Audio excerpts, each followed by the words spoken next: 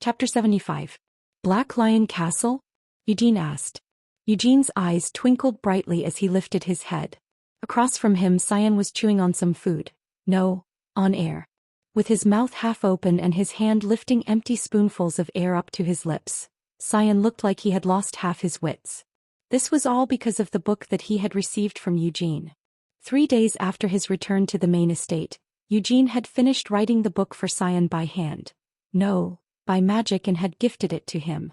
That's right, Ancilla was the one who had answered Eugene's question.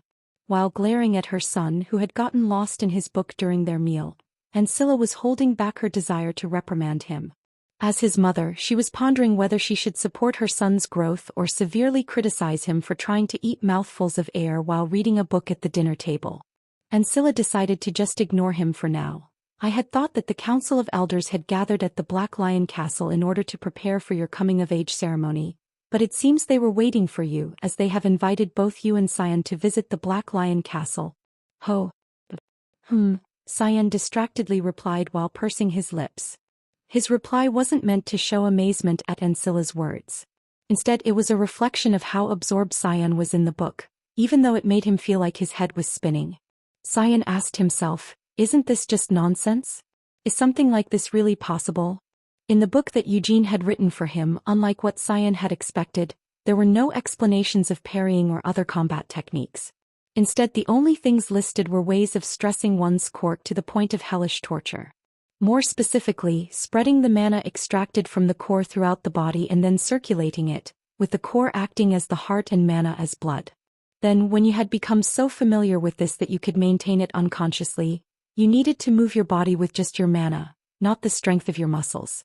This was similar to the outdated physical style of mana training scriptures, which had been pushed into obscurity by the core and mana breathing training scriptures. They were both ways to train your mana through physical movements. However, unlike the original physical training scriptures, which accumulated mana by moving the body, Eugene's method had been adapted for Cyan, who had already formed a core with the white flame formula. As such, Cyan needed to get used to actively moving his accumulated stores of mana. In order to do so, the best way was to keep everything except his mana from actively moving. Then once he had gotten familiar with moving his body with only his mana, Cyan would halt his core's operations. Not using his core would force Cyan's body to rewire itself, causing his mana to naturally follow the movements of his body. This bastard, isn't he just writing whatever comes to mind? Cyan grumbled to himself. From Cyan's point of view, such training made absolutely no sense. Without operating your core, how on earth were you supposed to draw on your mana? No, that wasn't where the problem started. Was he really supposed to circulate the mana from his core like it was his blood and then use only his mana to move his body? Even muscles would get tired and tear apart when they were overused, so wasn't this just a similar way of abusing his mana? In the first place, the mana generated by the core wasn't infinite. This book told him to squeeze out all of his core's mana without leaving even a single drop behind. If Cyan followed this instruction to the word, he would be sure to collapse from exhausting his mana. Repeating this over and over again would just damage his core and disperse all of his mana, and after that, Cyan was sure to become a cripple who couldn't handle any mana for the rest of his life. Are you seriously telling me to do this? Cyan asked skeptically. Eugene confirmed it. That's what I did. Stop bullshitting me, Cyan demanded. Hey now. What's with those harsh words at the dinner table? Eugene chided him. Can't you feel stepmother glaring at you? Ugh, Cyan gulped and closed the book. Indeed, Ancilla, who was sitting right next to him, was glaring at Cyan with eyes opened wide in anger. If it was just reading a book at the dinner table and chewing on air, she felt like she could show some understanding and allow him that much. However, Ancilla couldn't tolerate Cyan's mean-spirited attitude that didn't show any gratitude for Eugene's teachings and instead turned on his benefactor with eyes full of suspicion. Cyan, Ancilla called out. Yes, Cyan meekly replied. Apologize to your brother Eugene, she ordered. He personally wrote this book, all for your sake, isn't that right? Cyan stammered. I'm so... You crazy bastard. Aren't you making fun of me by telling me to do something so fucking absurd? Although these furious words threatened to erupt from Cyan's chest, while Ancilla's narrowed eyes were fixed on him, he definitely couldn't let them out. Eventually Cyan bowed his head and mumbled, I'm sorry. As long as you know your mistakes. It's the truth that I became stronger using this method. So stop suspecting that it won't be of any use to you and just practice it diligently. Good luck, Eugene said, cheering him on. Eugene wasn't lying. In his previous life, Hamel had trained his mana by using a physical training scripture until Vermouth and Sienna had fixed it for him. Without caring about his core or what happened to him, he had just torn apart his muscles until he was about to die, made his bones creak with strain, and overworked his body with the belief that this would allow more mana to reside within his flesh. That's just how it was. All Hamel had was that cheap mana training scripture mainly used by mercenaries. It had been an era where you could find the corpses of monsters, demonic beasts, humans, and sometimes even demon folk scattered wherever you went. It had been an era where wars and conflicts never ceased. For a mercenary who lived by his sword to make a living, he needed to be able to fight better than the others and longer than others. It was a profession that naturally required you to overwork your body. Although I did attempt to remodel it myself, Eugene recalled. While practicing that cheap mana training scripture, he had made adjustments so that it was easier to use. Now on top of that, he had also modified it to work alongside the white flame formula. Eugene muttered to himself, and this bastard doesn't even have the decency to say thank you with tears in his eyes. Eugene, Ancilla addressed him with an apologetic tone. Eugene dismissed her concerns. Well, since he said that he's sorry, it's fine. I'm sure he'll be shedding many tears in the future. Eugene had no intention of picking a fight with Ancilla. He turned to Cyan. Even if you don't want to, once you start your training, I'm pretty sure you'll be shedding a lot of tears and snot. But you should still keep this in mind. It's not enough just to leak some tears and have your nose run. If things are still flowing out of your body, that just means you still have room to push things. You need to keep training until the tears and snot have stopped flowing. Until you're shitting yourself and vomiting blood. Cyan, who had been idly fiddling with the cover of the book, now shrugged his shoulders as he heard these words. That's just what I need to do to even be able to step on your shadow. If I want to become the patriarch of the Lionheart clan, I'm ready to at least do that much, Cyan said acceptingly. Annoying git, Eugene muttered. Oh, how sweet, Cyan smirked. Though I'm not sure why it sounds so nice to hear you call me annoying. Eugene bared his teeth in a broad smile, then turned to face Ancilla. So, stepmother, when do we need to head off to the Black Lion Castle? He asked. They said to come as soon as you were ready, Ancilla replied. Then let's just go now, Eugene said confidently. They should have everything we need over there, so don't we just need to take what's on our bodies? Hey Cyan, you're fine with that as well, right? Black Lion Castle? Why were they talking about Black Lion Castle? Cyan hadn't heard what they were talking about, probably because he had been lost in the book, so his eyes darted here and there as he tried to figure out what was going on. He couldn't just keep his mouth shut though, so he hesitantly replied, yes? What a lucky turn of events, Eugene cheerfully thought to himself. Oh, should he really be pleased by this? As he left the dining room, he began to consider this matter seriously. The Black Lion Castle lay deep within the Uklas Mountains. It was a place where even the members of the Lionheart clan were forbidden from entering without permission. To enter the Black Lion Castle, you needed to be recognized for your skills and receive a summons from the Knights of the Black Lion. As for this recognition, no matter how much someone wanted to join the Knights of the Black Lion, it was far from easy for them to receive approval. This was because the council was the one to judge whether someone was qualified to become a Black Lion. The only exceptions to this were the children of the main family who had given up on their right of succession to compete for the position of patriarch. Seal had been able to join the Knights of the Black Lion at a young age and become Carmen's squire because she had given up this right. For it to be the Black Lion Castle, this will be the first time that the direct line's coming-of-age ceremony has been held somewhere other than the main estate, muttered Cyan, who couldn't hide his excitement after being briefed on the situation. The book was carefully cradled in his arms. Well, I get why they're doing it. Thanks to that bastard Uad, we, as our father's sons, are receiving the council's attention, Cyan claimed. Is that the case? Eugene questioned doubtfully. Of course that's the case, Cyan insisted. Father has been in a difficult position for a while now. You know why, right? Because of Uad. And probably me as well, Eugene replied in an apathetic tone. Eugene wasn't so tactless that he had remained ignorant of this. Even just changing the format of the bloodline continuation ceremony was enough to get a lot of people eyeing him. But Gilead had then immediately adopted a member of a collateral branch as his foster child, and had taken WMWD from the main estate's treasure vault and placed it in Eugene's hands. Even as the patriarch, Gilead must have had to bear a huge weight of criticism on that day. Although Gilead had never once spoken to him about this, Eugene could easily guess that Gilead's resolution to reform the old-fashioned traditions of their family wasn't going down so smoothly. They might even be trying to discipline us, Cyan warned with a serious expression. By summoning a troublemaker like you, they might be warning you. And what about you? Eugene asked. I'm to be the next patriarch, so maybe they're congratulating me in advance? Or perhaps, maybe, Cyan's breathing picked up as he trailed off. As his eyes shone with excitement, he clenched his trembling fists and said, they might even plan on allowing me to enter the tomb of our ancestor. Eugene wasn't as excited by this thought as Cyan. Instead, his chest became chilled as if ice had been poured onto him. As the place where Vermouth had stayed for the longest time, Ukla's mountain also held the tomb that was said to belong to him. The precise location of Vermouth's tomb in the mountain was strictly kept a secret. Even the patriarch of the Lionheart clan wasn't allowed to know too much about their ancestor's tomb. Even though I have to open his coffin, Eugene thought with concern. Eugene needed to check Vermouth's tomb at all costs. Unlike what had been recorded in history, Vermouth hadn't died peacefully. Or at least he probably hadn't. Eugene needed to confirm Vermouth's corpse to turn these suspicions into a certainty. Or maybe they might even designate me as the master of the demon's spear? Cyan said, still caught up in his excitement.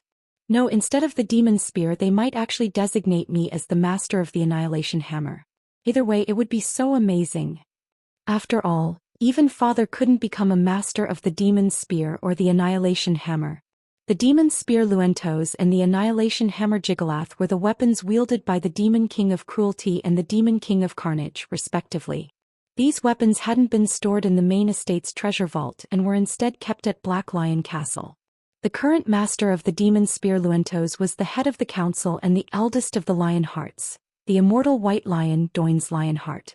Gilead's father, the former patriarch who had died a long time ago, had been the master of the Annihilation Hammer Jigalath. After the former patriarch's death, under the reasoning that the Annihilation Hammer was too dangerous and that it would expose the main estate to too much threat, it had been moved to the Black Lion Castle. The current master of the Annihilation Hammer was Doins's grandson, Dominic Lionheart, the captain of the 1st Division in the Knights of the Black Lion. The head of the council is already so old. In other words, he's long since past the age for retirement. Maybe he's summoning us to declare his retirement while also handing the demon's spear over to me? Cyan speculated. Eugene asked dismissively, how am I supposed to know?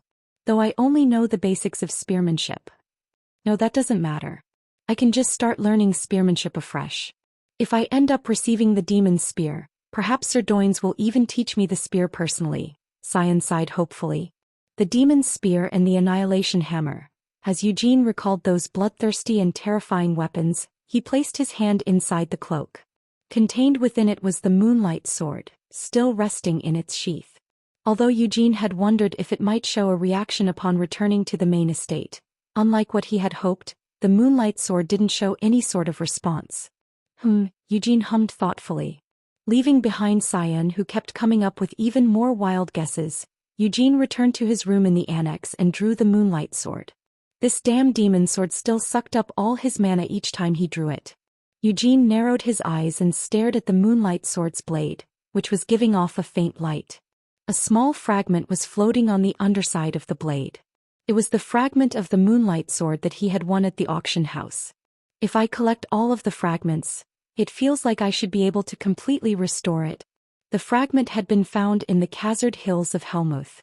Since he needed to be wary of the Demon King of Incarceration, he couldn't go there immediately. Eugene reminded himself, no need to pointlessly rush into things.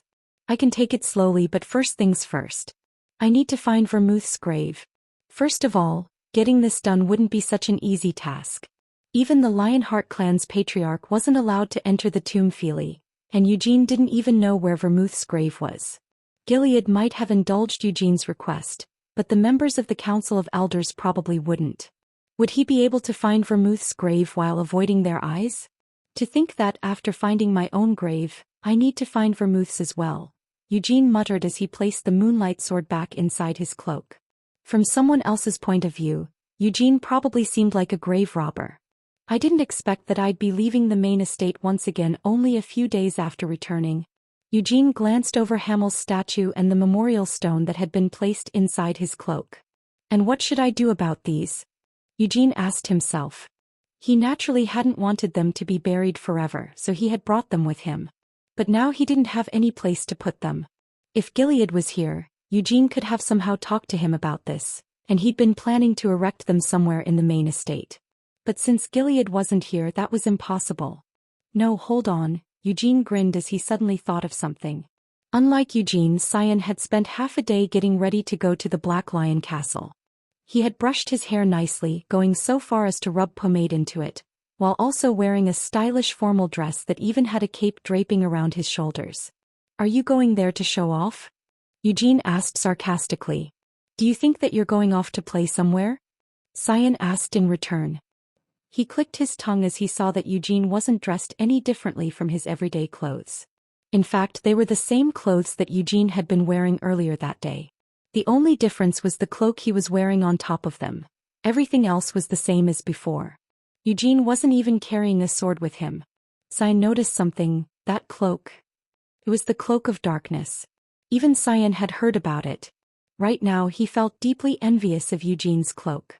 Since the cloak looked so cool, wouldn't it feel amazing to have it draped around his shoulders? On top of that, there were also various convenient spells installed in it, and it even had a subspace. Even if you look at me like that, I'm not giving it to you, Eugene warned him. I wasn't even going to ask for it, Cyan replied in a fluster as he walked past Eugene. Ukla's mountain was a long way away from the capital city. Since it would take around a month, even going by carriage, they would need to take a warp gate. This warp gate also wasn't something that they could use at will. For them to arrive there directly, the warp gate had to be opened from the Black Lion Castle's side. The gate has been opened, the wizard managing the warp gate said as he stepped out of the way.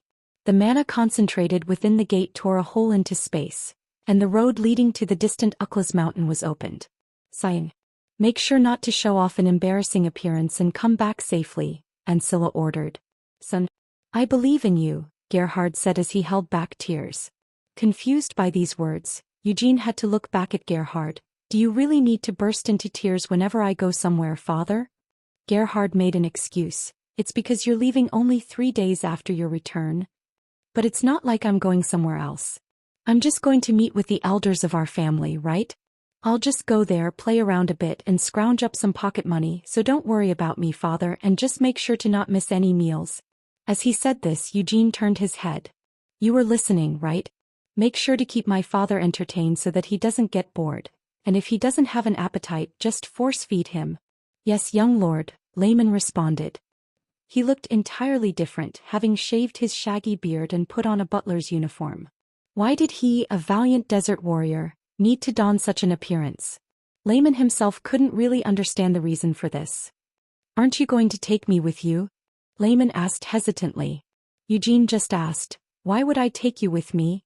It's because I'm your right-hand man. Since when were you my right-hand man? If I had to pick someone, my right-hand man would be Nina, not you. If that's the case, should I follow along? Nina asked, tilting her head. Smirking at these words, Eugene waved his hand. They said that they just wanted Cyan and me, so why do you all keep trying to follow me? Eugene asked. Stop with the nonsense and just take good care of my father along with Layman. If someone tries to bother you while I'm away, don't needlessly keep it to yourself and just inform Layman. Layman grunted his assent, and his eyes shone with determination as he glanced at the knights of the Lionheart clan. But would he be able to win if they fought? No, in the first place, why would the Lionheart clan's knights even bully a mere servant? Layman didn't seem to be aware of this fact. Let's go, Eugene said, patting Cyan on the back as he headed over to the warp gate. Already a little nervous, Cyan stared at Eugene's back as he calmly walked forward before quickly catching up to him.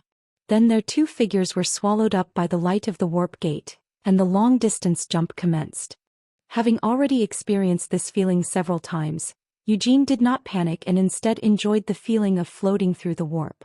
However, he soon had no choice but to panic. Eugene muttered as their warp came to an end. Eugene burst out with confusion. What are they trying to pull here? Aya. Cyan's scream was heard from a distance.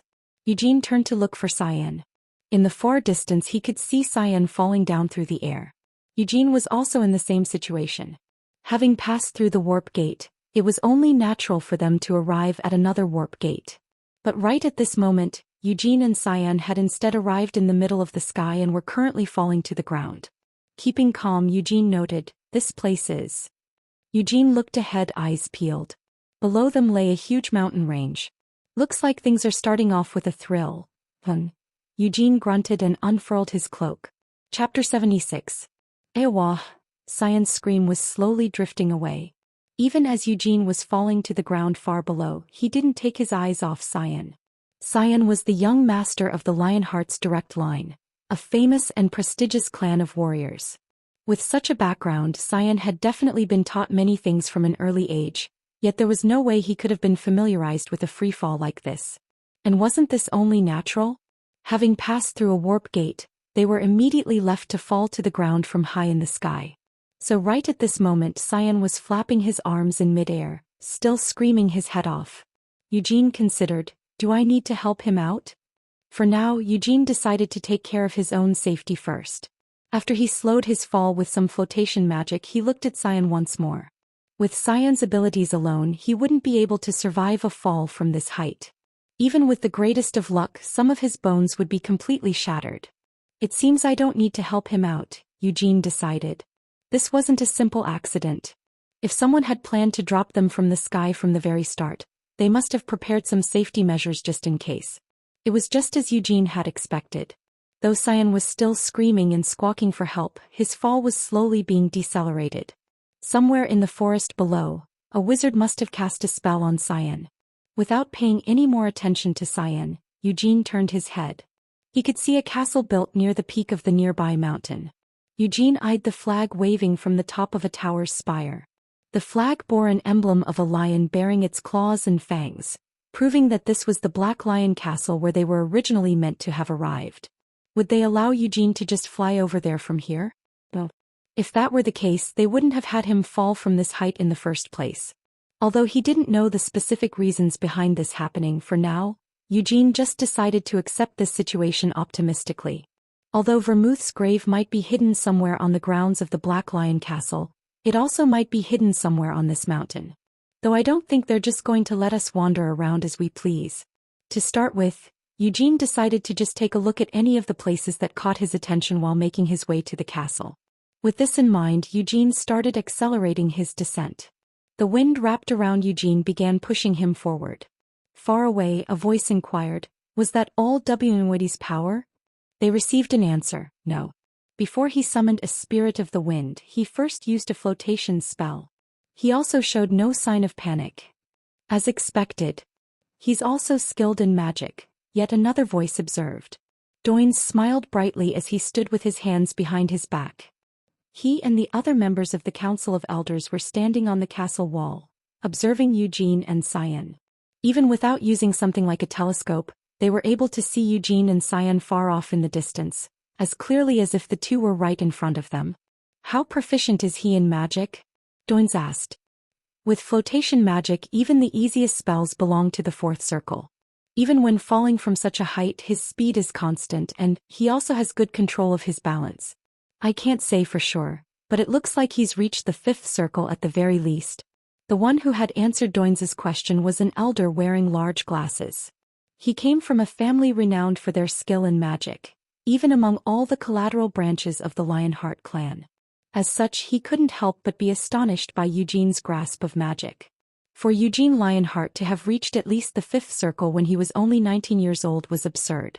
The elder had even heard that Eugene's progress with the white flame formula was also so rapid that it was unprecedented.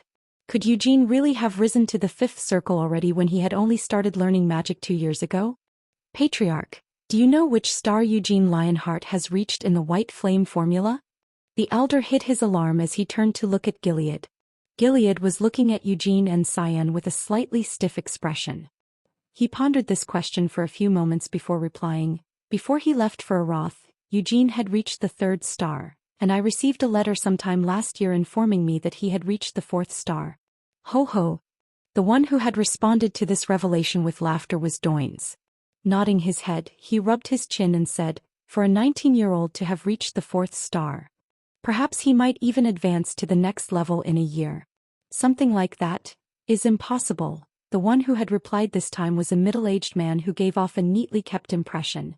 Among the 10 council elders, only 3 of them were members of the direct line who practiced the white flame formula. The eldest of the direct line and head of the council, Doins Lionheart. The former patriarch's sibling, Carmen Lionheart. And the one who had just claimed it was impossible was another of the former patriarch's siblings, Carmen's younger brother, Klein Lionheart.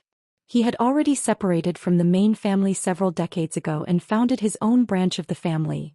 Then 10 years ago he had retired from active duty and had been accepted as one of the elders of the council. Although he may have retired, Klein still trained in the white flame formula during his daily practice.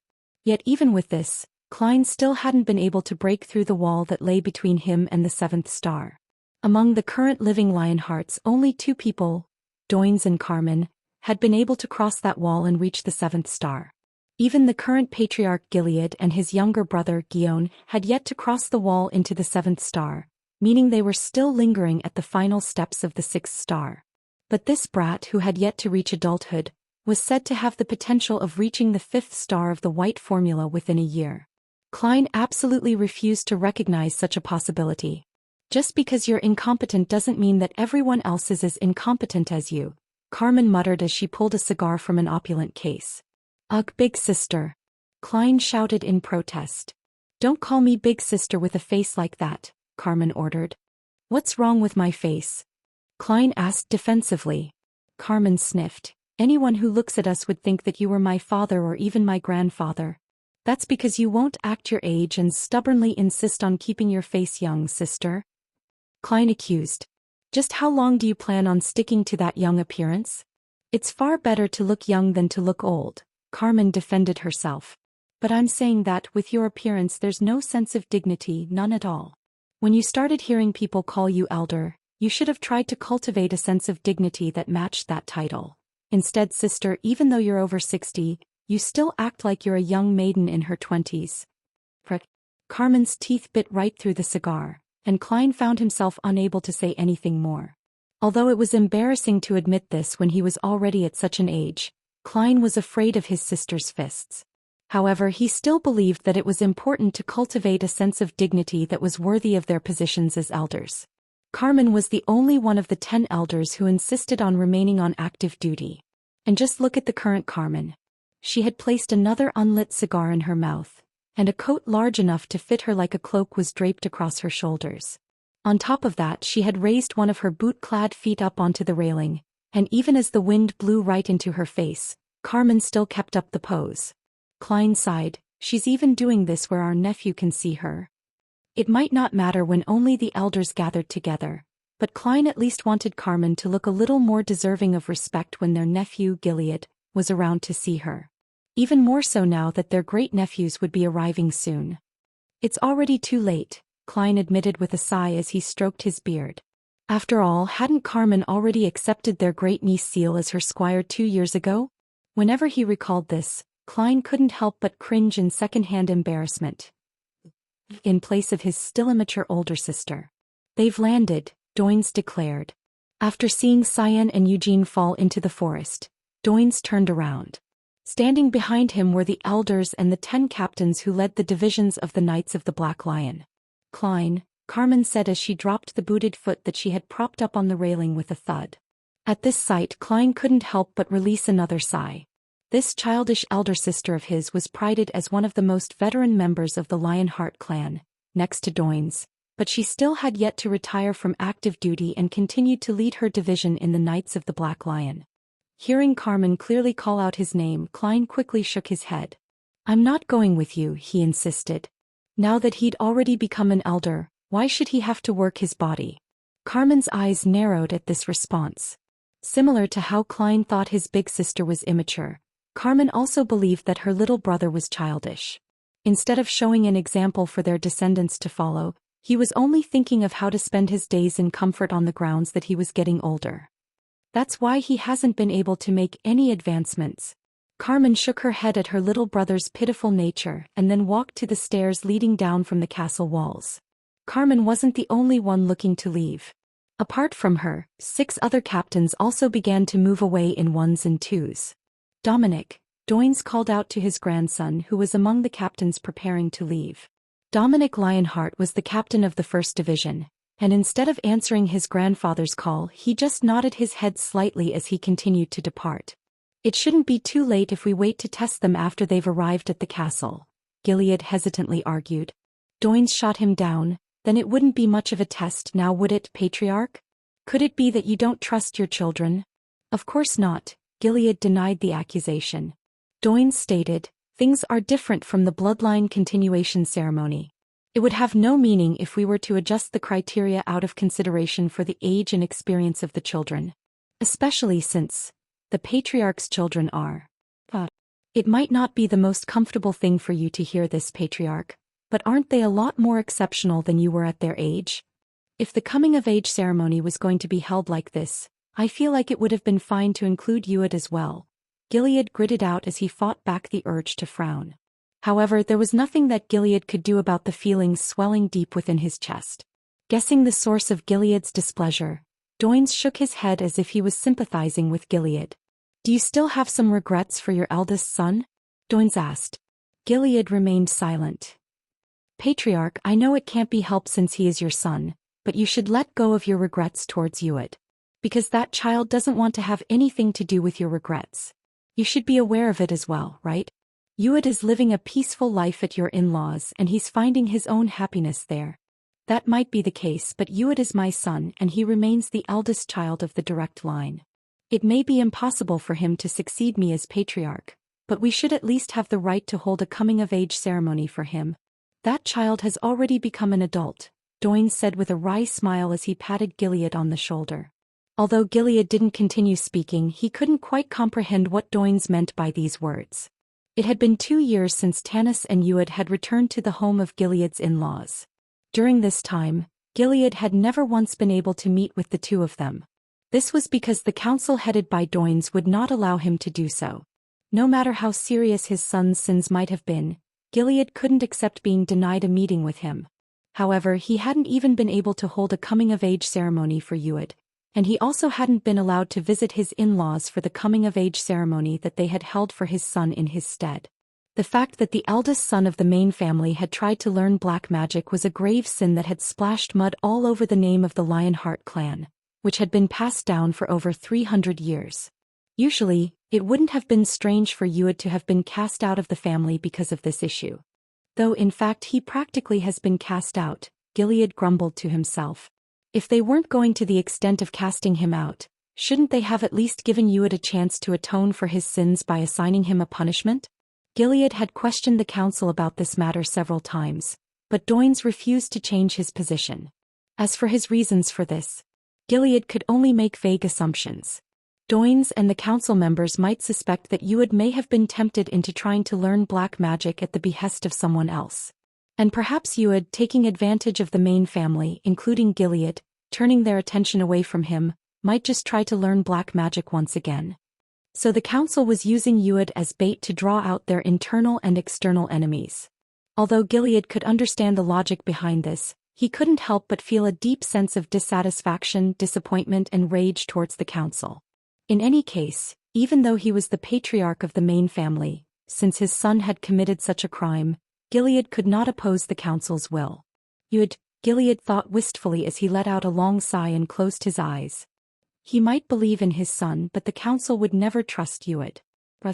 Eugene glanced down at the leaves and branches that were cracking beneath his feet, then looked back up at the sky, but the sky was hard to see because the foliage was so thick. Eugene hummed consideringly as he rubbed his chin and turned to look at his surroundings. A few traces that had been carved into the tree trunks caught his eye. There's a barrier. Although he had already predicted that there would be one, now he knew for sure. This barrier seemed designed to distort the sense of direction of anyone caught within it, making them go around and around in the same places. Eugene grinned as he picked up a few branches that had fallen onto the forest floor and cracked them between his hands. Then, as he dropped the wood fragments one by one, Eugene started to move forward. He wasn't just dropping the pieces of wood straight down, but instead throwing them in various directions. He thought about shattering the barrier entirely with the moonlight sword, but it was clear that doing so would only cause trouble for him afterward. The moonlight sword's name hadn't been left in any historical records. Even the books passed down through the direct line had nothing written about the moonlight sword. Though in the first place, I wonder if it's even possible to break a barrier of this size with the current moonlight sword. Having dropped them into the forest, were they just supposed to make their way back to the Black Lion Castle? That was what Eugene had initially thought, but this couldn't just be a simple orienteering exercise. This forest was quite dangerous.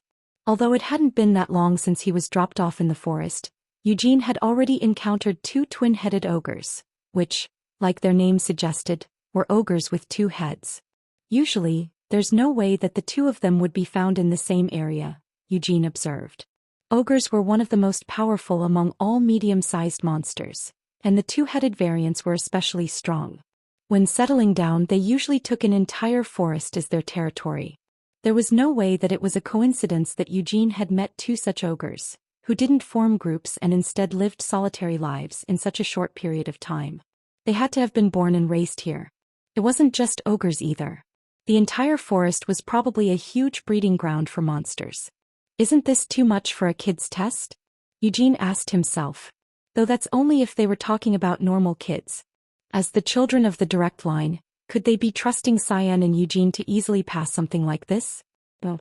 If that was what they were thinking, this was actually too easy. No matter how dangerous ogres might be, as long as you were able to wield sword force skillfully, they weren't too difficult as opponents. It's not like they've restricted our mana like during the bloodline continuation ceremony. The only thing that was currently bothering Eugene was the barrier that was making him wander through the forest, unable to find his way. But if they were just going to keep the hindrances to something like this, there was no way they would have dropped Eugene and Cyan from the sky at the start of the test. There was a change in the wind. Indeed, just as expected, Eugene said with a grin as he bent his knees. Tree branches falling from a high place crashed down onto Eugene's head. In order not to get caught up in that, Eugene leaped backward and then looked up again. Eugene grunted. This time he really was surprised.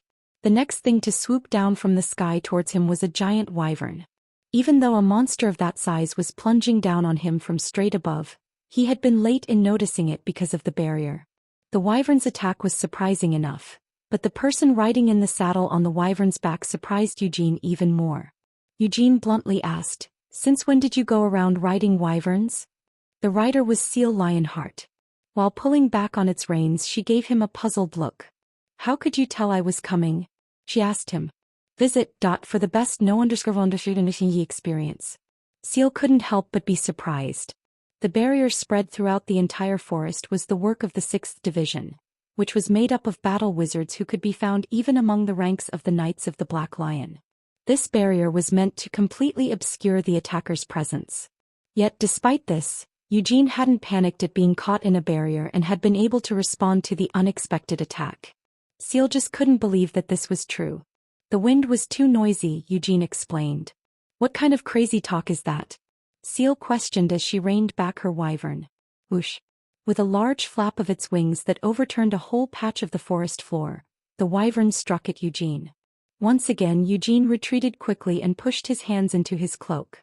"As expected, you're here to stop me," Eugene commented. "I thought it would be too easy if it were just these monsters. It's been a long time since we last saw each other, and is that all you have to say?" Seal complained. "That goes for you as well. Don't you think you're too much by attacking me without even saying hello?" Eugene argued back. "Doesn't your head hurt?" Seal asked instead of answering his question. Eugene tilted his head to the side as he pulled a whip out of his cloak. "My head? Why do you ask?" "This barrier should be influencing your mind, clouding your thoughts," Seal asserted hesitantly. "No wonder," Eugene nodded in realization. "When I first entered, I did feel a little dizzy." "Just that?" Seal asked skeptically. Eugene explained, "My mentality is somewhat sturdy." Seal let out a snort at these absurd words. "That cloak. Didn't they say it could block spells up to the 5th circle?" "Even so, The magic strengthening this barrier should exceed the fifth circle, right? Seal kept these doubts to herself. This barrier was meant to create an illusion of the target's fears and wear away at their mind. Right now, Cyan was still squawking loudly as he encountered visions of ghastly ghosts. However, instead of seeing any illusions, Eugene had only felt a slight sense of vertigo. Seal glared at Eugene. Under the usual circumstances, the proctors wouldn't have attacked so quickly and would have first waited to see how the test-takers responded to being confronted with their fears. However, unlike Cyan, Eugene was not hindered by the barrier. As such, they had no choice but to attack sooner than they had planned. "Don't you have anything that you're scared of?" Seal asked curiously. "I don't," Eugene replied with a calm face. Although he had just cast off the mental attack with a slight sense of vertigo, had it really been meant to frighten him? A weak barrier like this, how could it embody the fear in his heart? "It's unfortunate, but I've experienced all sorts of mental attacks to the point where I got sick of them," Eugene muttered to himself. Although reincarnation may have changed his body, his soul remained the same. His memories also hadn't been erased.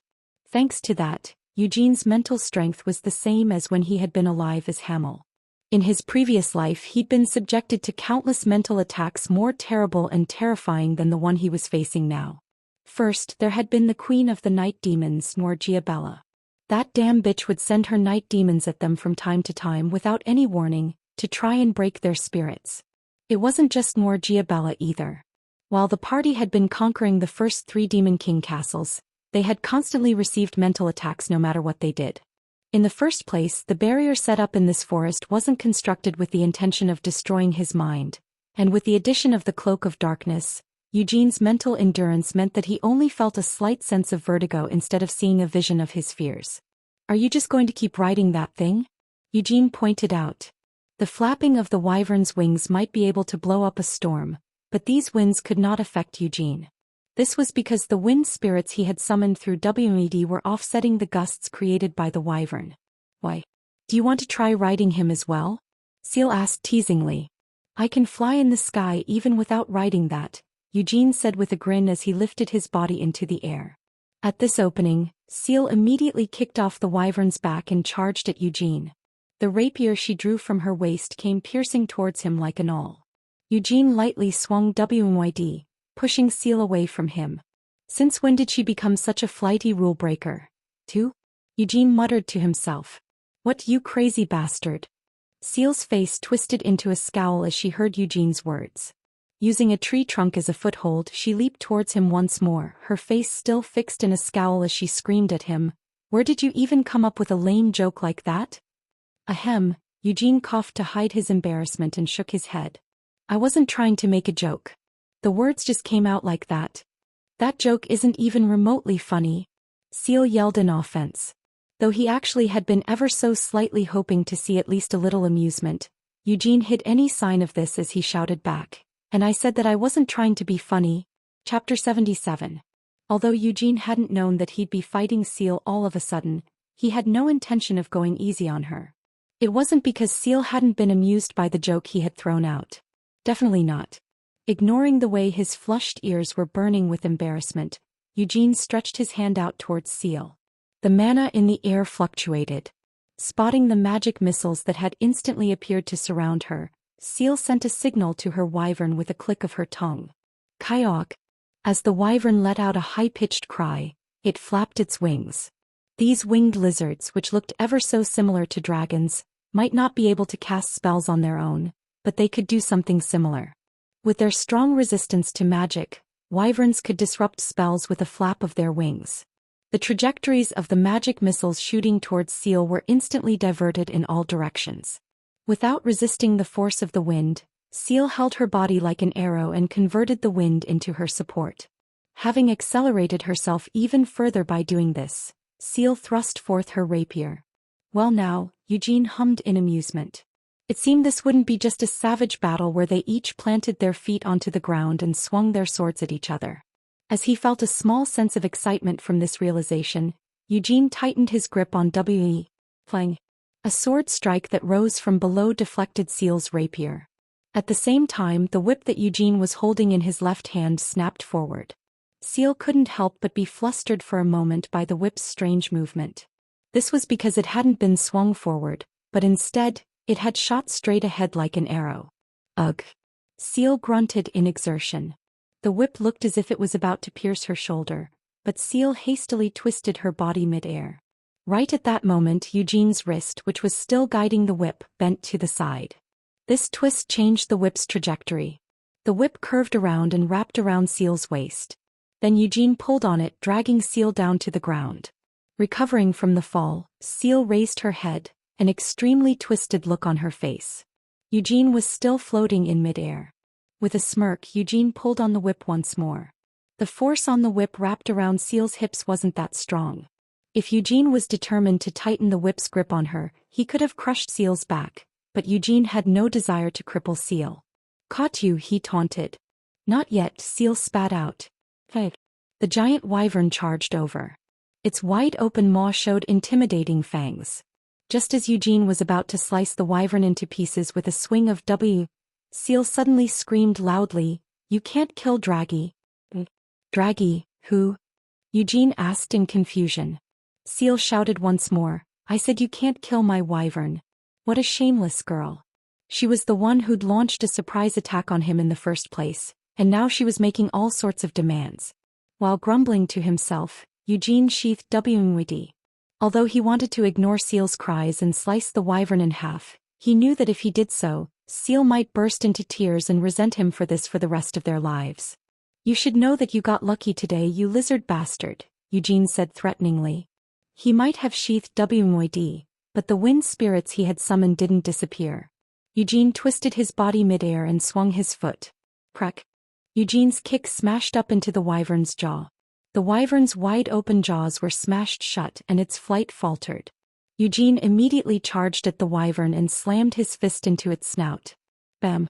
The wyvern's body slammed into the ground, shaking the whole field.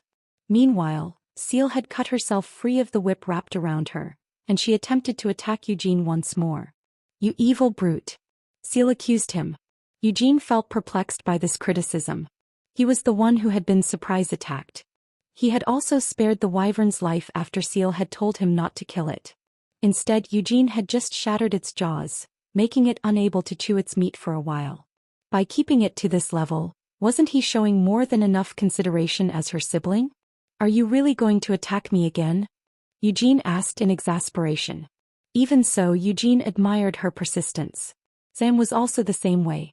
Was this proof that Ancilla's parenting methods were pretty impressive? They're much better than Tanis' methods, of course. Eugene threw away the shortened whip and boldly reached his hand out towards the thrusting rapier. Seal couldn't help but be terrified at the sight of Eugene reaching out to stop her sword force with his bare hands. Has he gone insane? Seal asked herself. Just like how Eugene had no desire to cripple Seal, she also didn't want to permanently injure Eugene. In the first place, the battle taking place in this forest was just intended to be a test for the heirs of the direct line. It wasn't meant to turn them into vegetables with no hope of recovery. Because of this, Seal hastily changed her rapier's trajectory. Eugene smirked at this sight and rose to meet the blade. "Like I thought, you're just a softy at heart," Eugene commented. Though she had desperately attempted to alter the trajectory of her rapier, right now, Seal had no choice but to regret that decision. How could she have expected this unbelievable bastard to risk his own flesh for a thrill? However, it was too late for regrets. Eugene's hand grabbed Seal's wrist and twisted it. Ugh! Seal let out a short scream as she was forced to let go of the rapier. Still keeping a firm grasp of her wrist, Eugene twisted Seal's arm behind her back and pinned her down with one knee. "Can't you be a little gentler?" Seal complained as she was pressed down to the ground, completely prone. Eugene smirked and shook his head. He said, "I can, as long as you promise not to attack me anymore. The result of the fight has already been decided. And in the first place, the exam is meant to pit you against a group. I know that I'm not able to test your limits by myself." Having spat out these words, Seal chewed her lips for a few moments. Then she asked, "Did you expect me to twist my rapier to the side?" "I gave it 50-50 odds," Eugene judged. Seal cautioned, "If I hadn't twisted it, your hand could have been sent flying." "I was able to reach out with my hand because I was confident that it wouldn't get cut off," Eugene stated confidently. "You son of a bitch." She knew that he would say something annoying like that. But had the gap between them really grown even further? Eugene snickered as he let go of Seal's arm. Ever since I arrived here, it's been one surprise after another. Now that I've caught you like this, how about giving me an explanation? Eugene requested. Seal reluctantly complied. You just need to make your way to the Black Lion Castle. Eugene snorted. I'm aware of that much. What I want to know is, how troublesome are they planning to make the journey there? There'll be 60 Knights of the Black Lion, Seal finally admitted before turning to him with a pout. That includes captains as well. All of them will be scattered around the mountain, and they'll attack both you and my brother on sight. Isn't that going too far for a coming-of-age ceremony? Eugene asked in surprise. It's because the elders of the council have high expectations of you. Looks like they also might be a bit suspicious of you. My poor brother is just getting caught up in your mess. It's only natural for them to hold me in high regard, but why are they suspicious? Are you seriously asking such an obvious question? Isn't it because you went around to Nahama after you left Arath? It's my freedom to go wherever I want. But it looks like the council elders might not see it that way. Recently, Nahama's position has been a bit suspicious. Then, in the midst of this current tension, you went to Nahama on your own accord. If that's the case, they could have just told me to not go to Nahama in the first place. Eugene grumbled as he patted Seal's back in gratitude. So, you're warning me that they're concerned I might have gotten into some kind of problem that may bring trouble to the clan while I was away from the main family? It's also for the sake of testing you, Seal reminded him before turning to look at Eugene. How long are you going to keep humiliating me? Hey, now watch your words. Since when have I humiliated you? Eugene protested. You're doing it right now, Seal pointed out. This isn't humiliating you. I'm just subduing you, Eugene grumbled as he got off her back. Seal immediately pushed herself up so she was now sitting up straight, and then brushed off the dirt staining her uniform. You almost broke a bone, Seal complained. Eugene dismissed her anger. If nothing is broken, that means you'll be just fine. The wyvern that had been slammed into the ground raised its head with a whimper. At this, Seal quickly got up and went over to the wyvern, stroking its scales as if she was brushing a pet's fur. 60 knights, you say? Eugene muttered as he stood there, lost in thought for a few moments. That's way too many for attacking just the two of us. That's because the mountain is so large, Seal chimed in. Also, they're not just here to attack you. They're also here to keep you and my brother from entering any hazardous locations. Hazardous locations? Eugene's eyes lit up as he looked at Seal. Where? Taken aback, Seal reminded him. I did say that those places are dangerous. You should have encountered monsters on your way here, right? There are a lot of monsters on this mountain. So what you're saying is that they're here to prevent us from entering the territory of dangerous monsters? Is that all there is to it? Eugene asked skeptically. Vermouth's grave might be located somewhere on this mountain. Eugene hoped that she might mention something about this as he turned to look at Seal. Although you can only find ogres in this area, if you head in a bit deeper, you might just meet some dangerous things that hunt ogres for fun, Seal warned. Things. Demonic beasts. Seal's expression twisted as she said this. Eugene's eyes chilled as he demanded, demonic beasts? What are demonic beasts doing here? They're being bred here to serve as combat experience for the Knights of the Black Lion, Seal hesitantly admitted. Humans are breeding demonic beasts? Eugene asked before bursting into disbelieving laughter. A while ago, back on Bolero Street, Eugene had heard the stories about humans secretly purchasing demon folk as slaves. At that time he had also been incredulous, but this idea of breeding demonic beasts was even more ridiculous than that. Demonic beasts were neither livestock nor monsters. It was impossible to breed them. Although they called it breeding, they had probably just released the demonic beasts deep in the mountains. Compared to how dangerous demonic beasts were, summoning them wasn't that difficult. A wizard skilled in summoning magic could summon demonic beasts without any special offerings. That was why, 300 years ago, the world had become infested with demonic beasts. By meddling with the summoning magic circles that were being cast all over the place, those fucking demon kings had tricked the wizards, using them into summoning demonic beasts instead of what they had been planning to summon. The demonic beasts that had been spread across the world as a result of this had reproduced among themselves, birthing offspring, forming groups, and then attacking people. It's not that dangerous, Seal quickly added as she saw Eugene's face harden. Every week we inspect the demonic beasts' territories and cull them. Through this process, the knights can accumulate practical experience and... Do you think it's okay just because they're demonic beasts? Eugene asked as he narrowed his eyes and glared at Seal. Our ancestors' tomb should be somewhere on this mountain. So I really can't understand this. How could you let demonic beasts, of all things, roam freely on our ancestors' gravesite? Why are you getting angry at me? Seal protested. As a member of the main family, this isn't something I can help but get angry about, Eugene argued back. Since when were you so passionate about the clan? Seal pouted as she climbed onto the wyvern's back. As far as I know, our ancestors' tomb is nowhere near the demonic beast's territory. It's not like the Council of Elders is crazy, so how could they release demonic beasts near our ancestors' tomb? Eugene asked. Then where is it? How am I supposed to know? What's clear is that it isn't anywhere near the demonic beast's habitat. I've gone out culling demonic beasts several times, but I've never picked up anything about our ancestors' tomb. Seal offered up this information. Eugene's brow furrowed as he got lost in thought. If that's the case, somewhere where the demonic beasts aren't around. Where could it be? This mountain is way too large. She had told him that the elders on the council were suspicious of him. That was an annoyance. He'd been planning on scouring the mountain while pretending to be heading towards the Black Lion Castle. I already have too much attention on me, so it's obvious that I'll be in for it if I do anything needlessly suspicious. Now that things had turned out like this, Eugene had no choice but to use the other method he had thought of. Although he didn't feel too satisfied with this situation for now, Eugene had decided to just quietly head towards Black Lion Castle. He would have to explain why he stopped by Nahama in any case. He might have given Lovelian the excuse that he was going there to try the cactus scorpions, but that excuse wouldn't work on the old fogies of the council. Eugene finished his calculations and looked up at Seal. Where do you think you're going? Seal had gotten onto her wyvern and was stroking its neck as it kept whimpering and moaning in pain. Why would you ask something so obvious? I'll be heading back, Seal answered impatiently.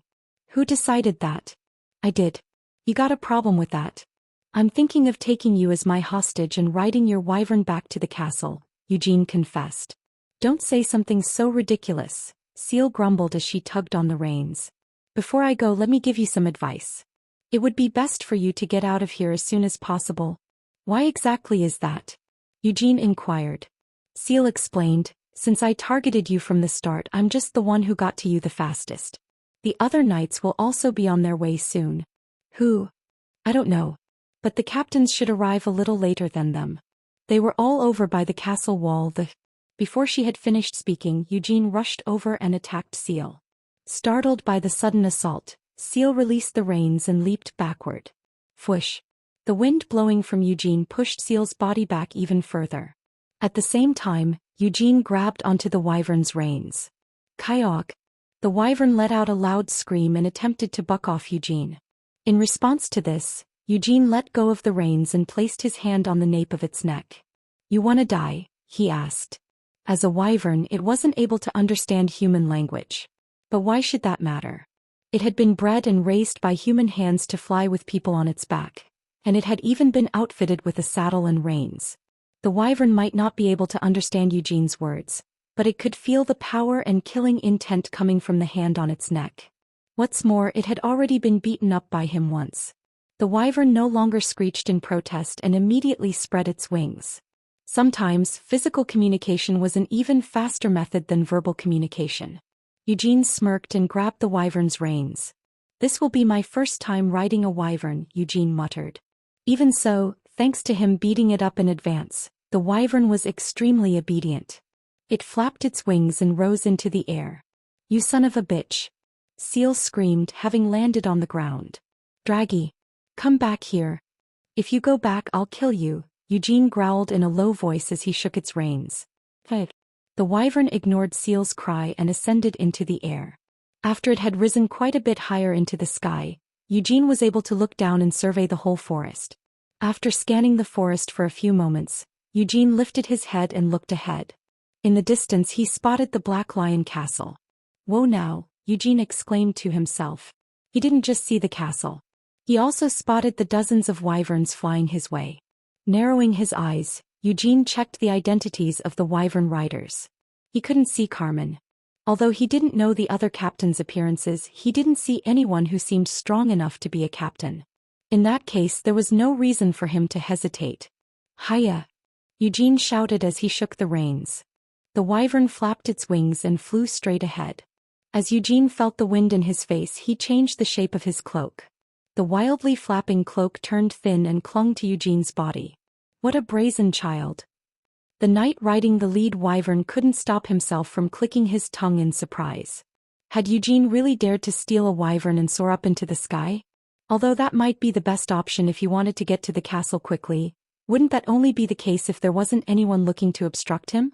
By soaring into the sky like this, Eugene was bound to attract everyone's attention. And as a matter of fact, all of the knights who had been hovering over the forest were now flocking to Eugene. The latest understudies are on underfood.website. Website. Be careful, one of the knights reminded the others. We know, the other knights replied with a nod. Since the purpose of this trial was ultimately just a test, they couldn't take their attacks too far. That said, they couldn't be too merciful either. As they kept these requirements in mind, the knights pulled out their weapons. Eugene couldn't feel any hostility or killing intent from them. He grinned and stood up on the wyvern's back. From what he could see, the Knights of the Black Lion were quite impressively skilled. Even in his previous life, he had never seen a knightly order made up of such outstanding talents. However, no matter how exceptionally skilled they might be, it didn't seem like they were meeting him with their full resolve. If they didn't hold any hostility or killing intent, then they wouldn't be much of a test for Eugene. Shall I take a look? Instead, Eugene felt like he should be the one testing the Knights of the Black Lion. Eugene jumped off of the wyvern's back without any hesitation. The wind following behind him blew Eugene's body forward. The knights couldn't help but be surprised at this sudden action. Although they had already known that Eugene could fly through the air, the knights were astonished, because they didn't expect that he would really charge at them instead of changing direction. The cry rang out, "Block him!" The knights scattered to form a wall. Those among the knights who were carrying bows knocked their arrows. Then they loosed their arrows all at once. The arrows they shot didn't lose their power even when going against the wind. Instead of intercepting the arrows that were flashing towards him, Eugene twisted his body in midair. In an instant, his cloak unfurled and swallowed all the arrows. Then it immediately released the arrows in the same direction they had come from. Even the arrowheads are blunt, Eugene noted. This is quite the gentle ambush. That being said, if Eugene was hit by an arrow going that fast, it might not pierce his skin, but it would still break his bones. With a mischievous smile, he infused his wind into the returning arrows. With this, the arrows accelerated as if they were being pulled forwards by the wind, though their trajectories went all over the place. However, not a single one of the knights was struck by the arrows. They skillfully swung their weapons to clear away the arrows, then checked back on Eugene's movements. He wasn't there. It's Blink, they instantly realized. Then one of them felt something coming from the side. Without any hesitation, the knight stabbed his sword sideways. Eugene, who had just appeared in that spot, twisted his body and waved his hand. Clang! A short dagger collided with the knight's sword. Tang! Eugene's body rotated like a top. He climbed up on top of the knight's sword and then instantly plunged down to a distance within arm's reach. Bang! Eugene uttered. A ball of wind exploded in the space between Eugene and the knight. The knight had hurriedly raised his mana shield, but the wind still sent the knight's body flying backward. Eugene used the wyvern's back as a stepping stone and leaped into the air once more. Huh! A nearby knight burst into laughter as he thrust with his spear. Eugene recognized the knight's face. It was Nashon Lionheart, the commander of the 3rd Division that he had met back in Arath. Nashon asked, "So, where have you dropped off, Lady Seal?" "Back down there," Eugene replied to his shout as he drew his spear from his cloak. Clack clack clack. Their 2 spears intertwined, collided and were pulled back, all within that short engagement. Nashon was no longer laughing as he thought with amazement, "I was actually pushed back?" Even with Eugene in such an unstable position, Nashon hadn't been able to pin him with his spear thrust. Instead, it was Nashon who had been pushed back. Even though he hadn't made serious use of his mana, Nazone still couldn't believe this fact. Humph. Nashon grunted as he hardened his expression and swung his spear again. Instead of meeting him in combat, Eugene was carried away by the wind and soared higher into the air. There was no real need for Eugene to face his opponents with just his weapons. Eugene confirmed the positions of the surrounding wyverns and then infused the wind with his mana. With this, he transformed the wind into a storm of magical blades.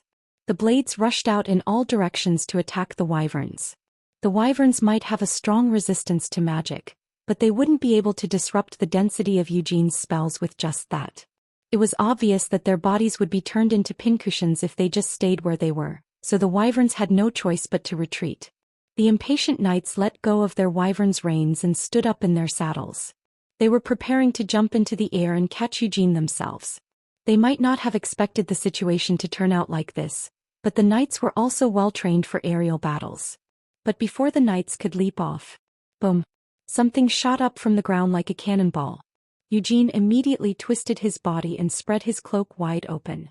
However, the cloak of darkness wasn't able to swallow the attack like it had done last time.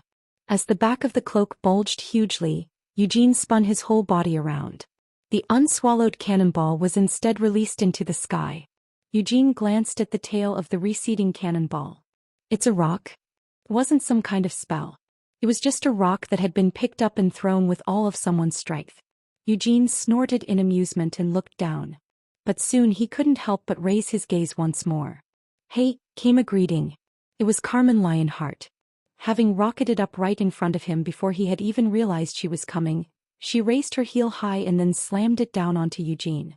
Chapter 78. Eugene wasn't able to give a reply to her casual greeting. Although he had blocked it with his sword, Carmen's foot was incredibly heavy, sending Eugene's body plummeting downward. As expected, Eugene hummed in thought. He wasn't panicked by this.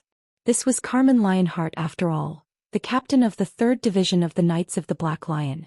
She was Gilead's aunt and one of the oldest knights that Eugene had ever met. Since Carmen had been born to the direct line, she had to have learned the white flame formula, so if Carmen hadn't been as strong as she had just shown herself to be, Eugene would have instead felt disappointed. Bang! The wind whirling around Eugene spooled out in a wide circle, arresting his fall. As Eugene gently landed on the ground, he glanced down at his stiff arms. My strength falls below hers by quite a bit, he noted. A stone that Carmen had just picked up casually and thrown at him had almost pierced right through his cloak of darkness. Even the Death Knight that he had met in Nahama hadn't been as strong as Carmen. This fact slightly touched on Eugene's self-esteem. Of course, the Death Knight he had met there was just a poor example of a Death Knight. Next to the Death Knights that Eugene had seen in his previous life, especially those controlled by Belial, otherwise known as the Demon King of Incarceration's staff, Amelia Merwin's Death Knight was so crudely constructed that it couldn't even stand in comparison. Eugene darkly thought to himself, to think that she fucked up the Death Knight made from my corpse to that extent. Making a Death Knight from his corpse was already more than enough to make him tremble in rage, but the fact that his Death Knight had been so weak only further annoyed Eugene and made him even angrier. Eugene tried not to think about it as much as he could help it, but recalling those unpleasant memories in such a situation made him grind his teeth in anger.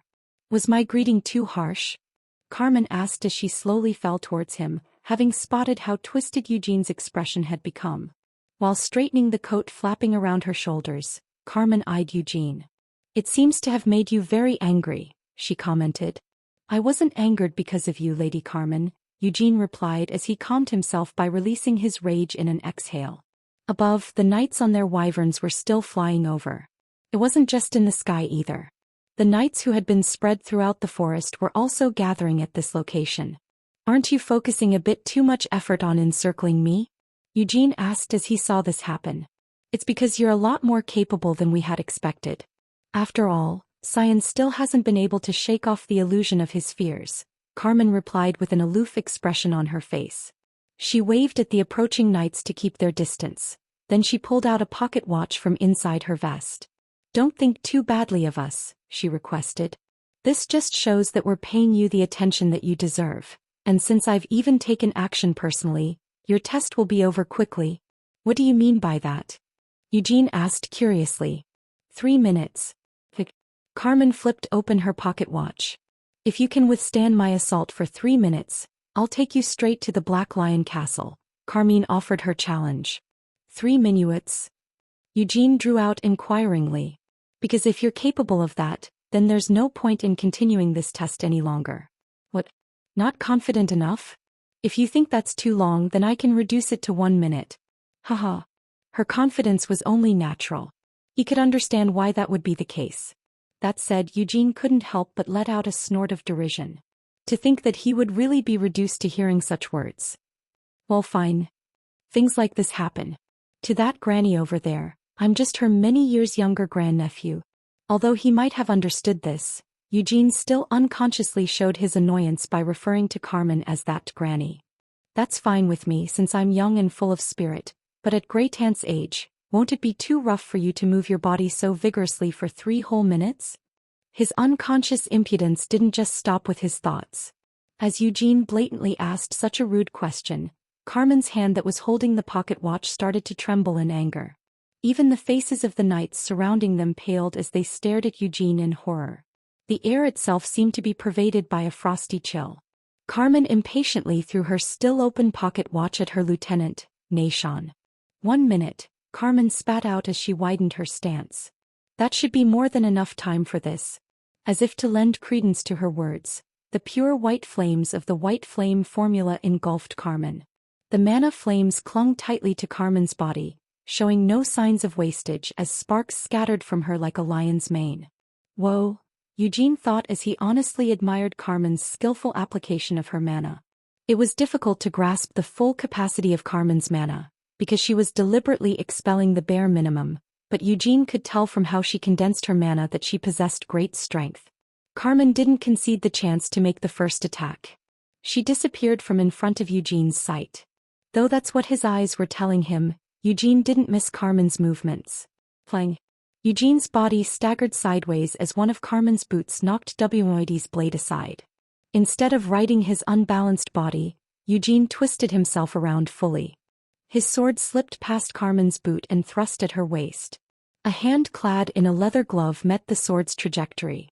With one hand, Carmen diverted the sword strike, and with the other hand she struck at Eugene. Huh, Carmen grunted. Her rage at those words that should not have been said faded away into surprise. Eugene had parried Carmen's fist with another sword that he had pulled out without her noticing and was able to stand his ground after having been pushed a few steps back. I was intending to break one of his ribs with that, Carmen thought in surprise.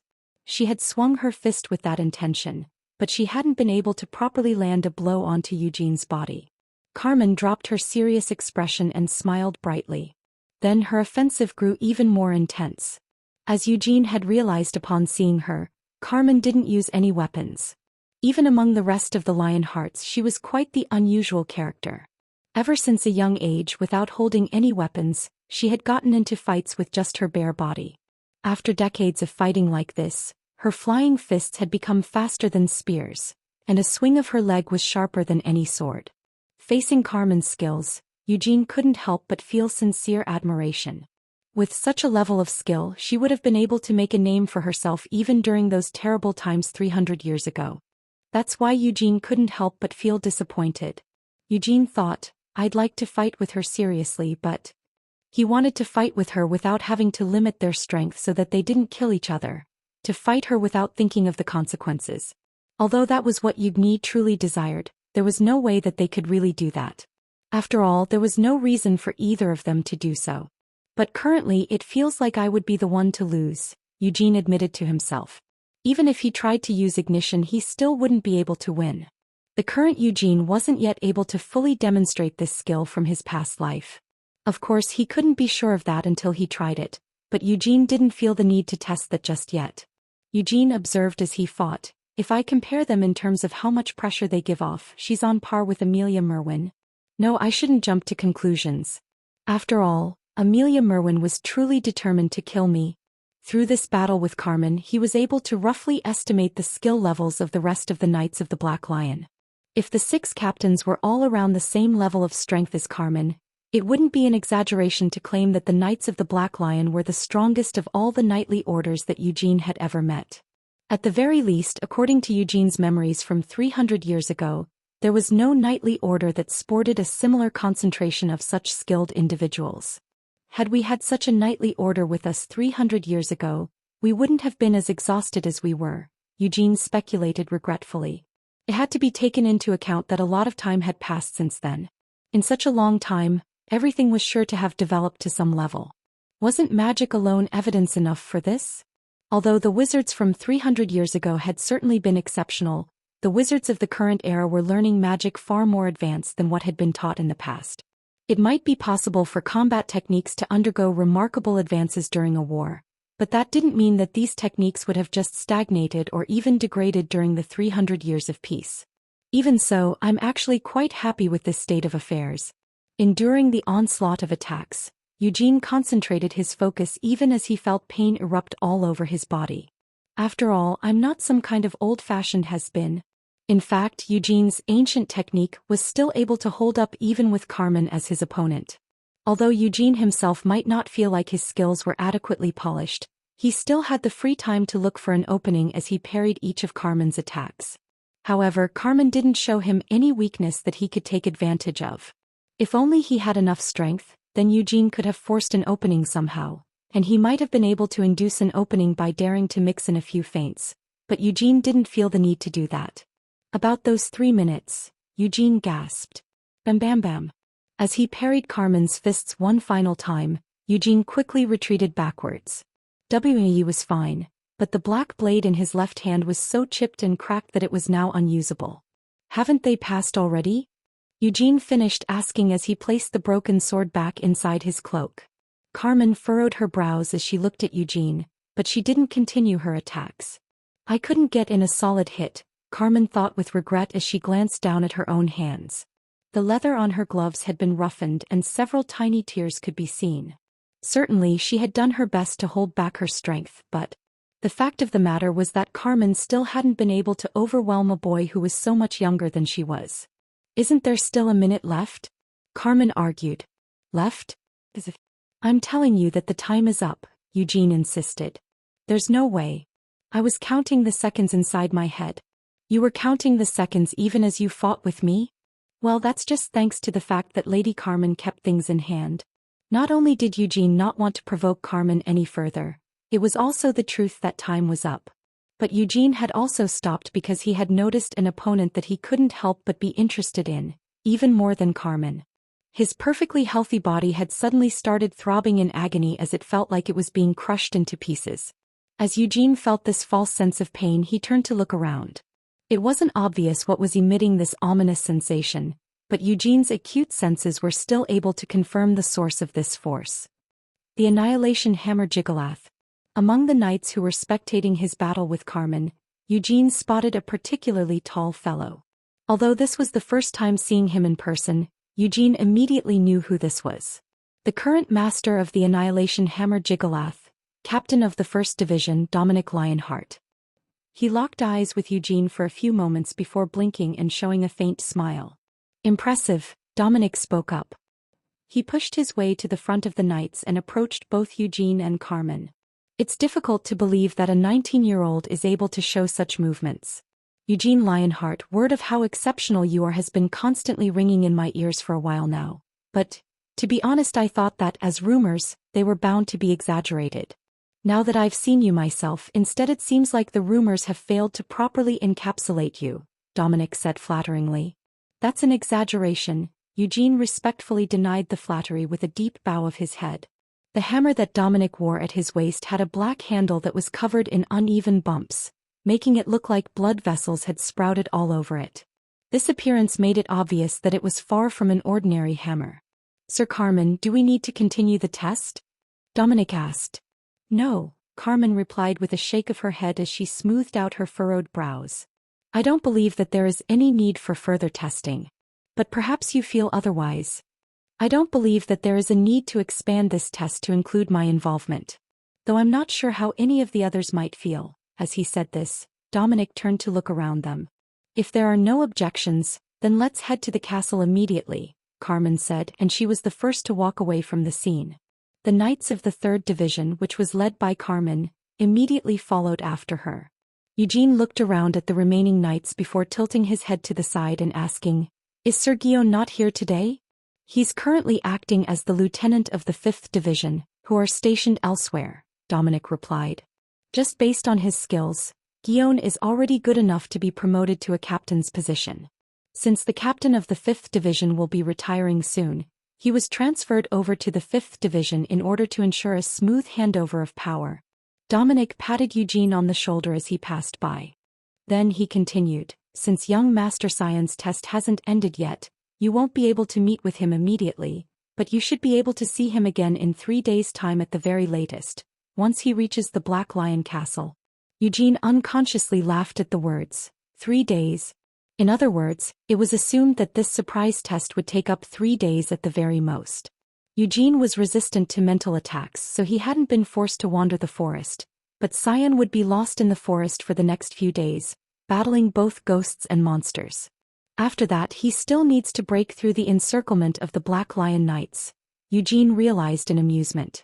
After sending his condolences to Cyan, who was still letting out screams somewhere in the forest, Eugene began following the knights. Just as he was about to leave the spot, he heard a loud shout. "You evil bastard!" It was Seal. She was panting for breath on the back of her wyvern, whose chin he had shattered, her arms swinging in circles as she threw a tantrum. "How could you just leave me like that?" Seal demanded. "Well, it looks like he found his way back to you, so no harm done. Seems that wyvern of yours is quite clever. It even knows to go looking for his master when left on its own," Eugene praised. This was a lucky turn of events for him. In order to get to the Black Lion Castle that was near the peak of the mountain, Eugene would have had to ride a wyvern, but it was much better to ride a wyvern together with Seal than with some unfamiliar knight. "You want to ride together?" Seal confirmed hesitantly. Eugene asked, "What, do you not want to?"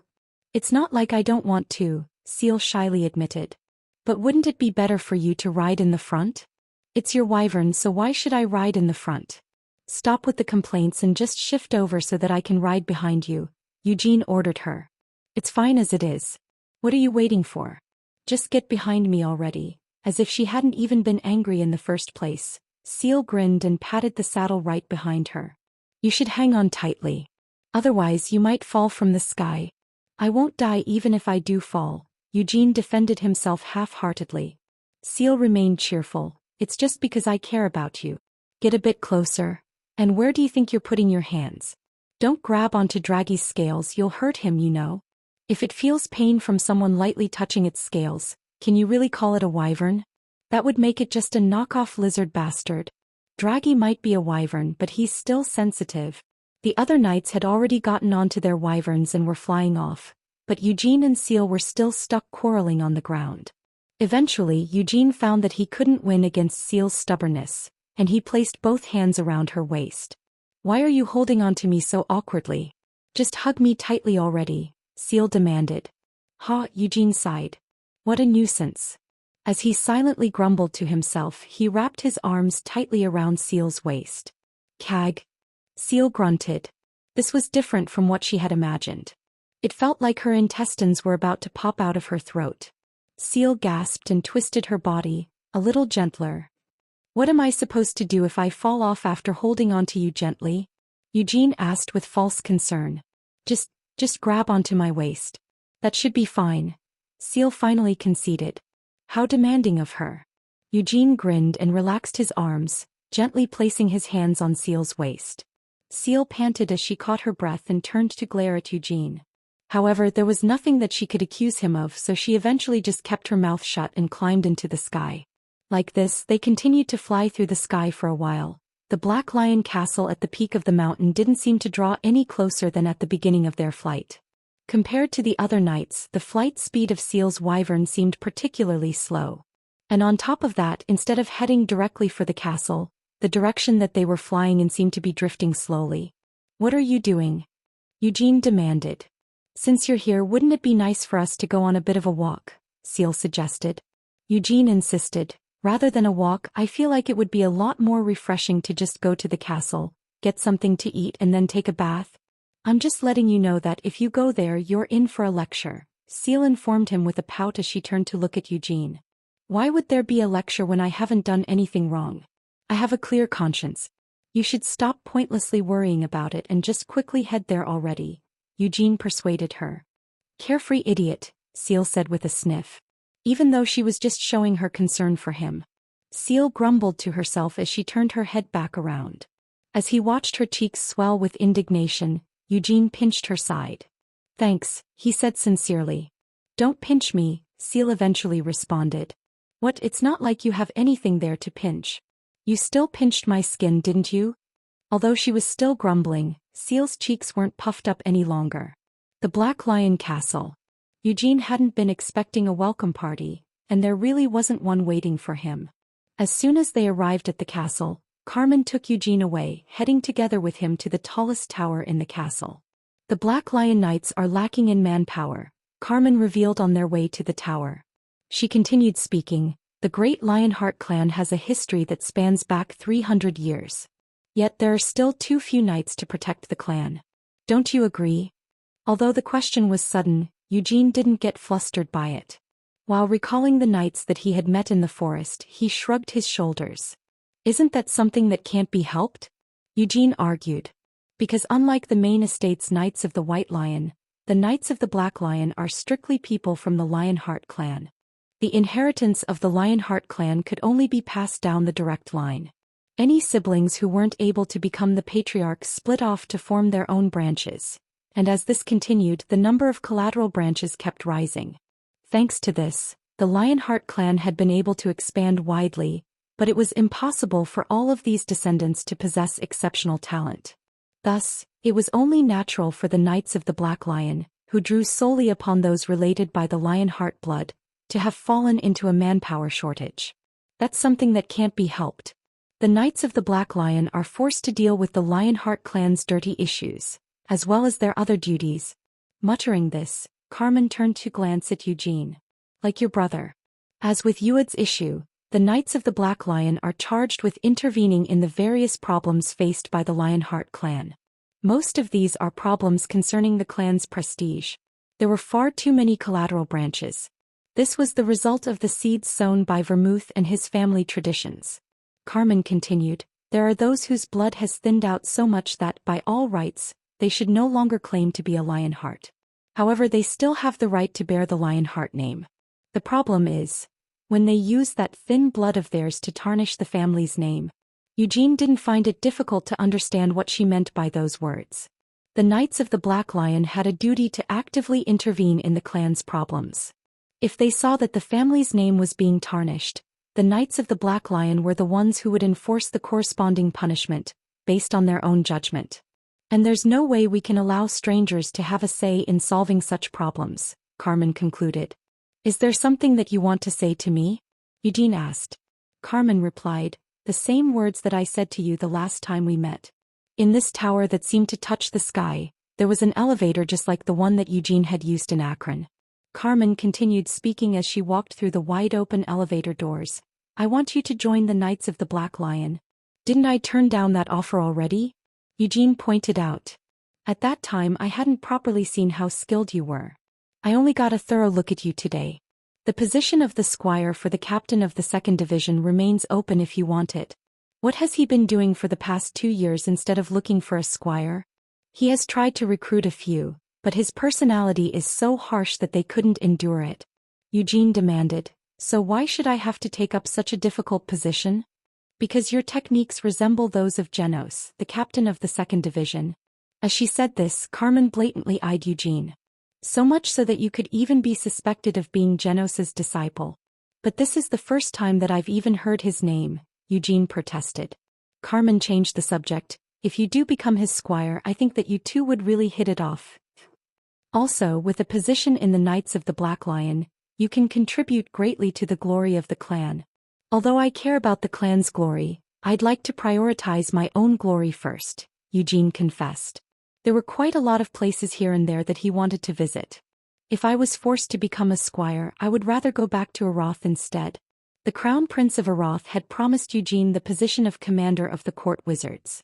Eugene might hold a bit of interest in the Knights of the Black Lion, but no matter how you looked at it, there was no way that he could be both a member of the Knights of the Black Lion and the commander of Aroth's court wizards at the same time. If he placed the two of them on a scale, Eugene's heart would, of course, lean towards Aroth's offer. Setting that aside. "Why, after calling me all the way to this remote location, are they summoning me now?" Eugene asked. "Why do you think?" Carmen returned his question. I don't think it's just because they want to tell me that I've done a good job, admitted Eugene. If you promise to become a member of the Knights of the Black Lion, I can tell you, tempted Carmen. Not falling for her ploy, Eugene said, even if Lady Carmen doesn't tell me anything, I'll find out soon enough.